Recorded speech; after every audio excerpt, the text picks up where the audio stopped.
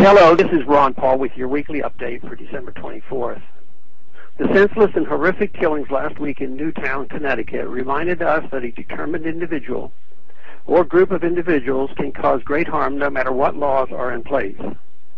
Connecticut already has restrictive gun laws relative to other states, including restrictions on fully automatic so-called assault rifles and gun-free zones. Predictably, the political left responded to the tragedy with emotional calls for increased gun control. This is understandable but misguided. The impulse to have government do something to protect us in the wake of national tragedies is reflexive and often well-intentioned. Many Americans believe that if we simply pass the right laws, future horrors like Sandy Hook Elementary shooting can be prevented. But this impulse ignores the self-evident truth that criminals don't obey laws. The political right, unfortunately, has fallen into the same trap in its calls for quick legislative solutions to gun violence. If only we put armed police or armed teachers in schools, we're told school shooters would be dissuaded or stopped. While I certainly agree that more guns equal less crime and that private gun ownership prevents many shootings, I don't agree that conservatives and libertarians should view government legislation, especially at the federal level, as the solution to violence. Real change can happen only when we commit ourselves to rebuilding civil society in America, meaning a social society based on family, religion, civic, and social institutions, and peaceful cooperation through markets. We cannot reverse decades of moral and intellectual decline by snapping our fingers and passing laws. Let's not forget that our own government policies often undermine civil society, cheapen life, and encourage immorality. The president and other government officials denounce school violence, yet still advocate for endless undeclared wars abroad and easy abortion at home. U.S. drone strikes kill thousands, but nobody in America holds vigils or devotes much news coverage to those victims, many of which are children, albeit of a different color.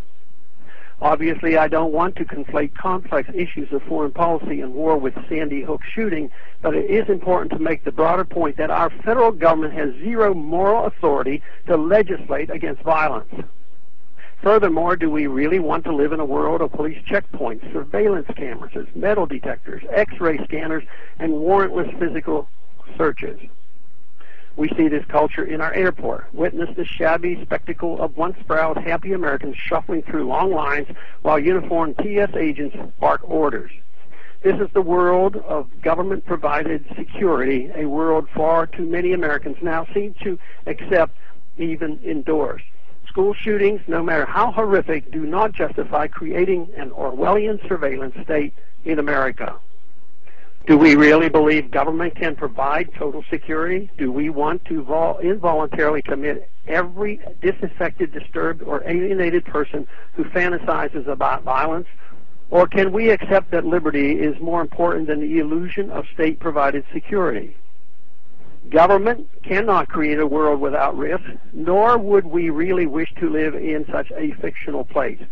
Only a totalitarian society would even claim absolute safety as a worthy ideal because it would require total state control over its citizens' lives. We shouldn't settle for substituting one type of violence for another one. Government's role is to protect liberty, not to pursue unobtainable safety. Our freedoms as Americans preceded gun control laws, the TSA, or the Department of Homeland Security.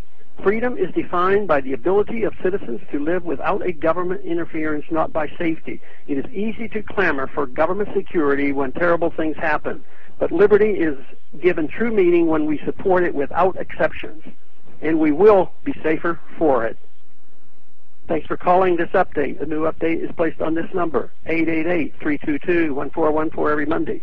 The written text can be found on my website, www.house.gov/Paul, under the heading Texas Straight Talk. Thanks for calling.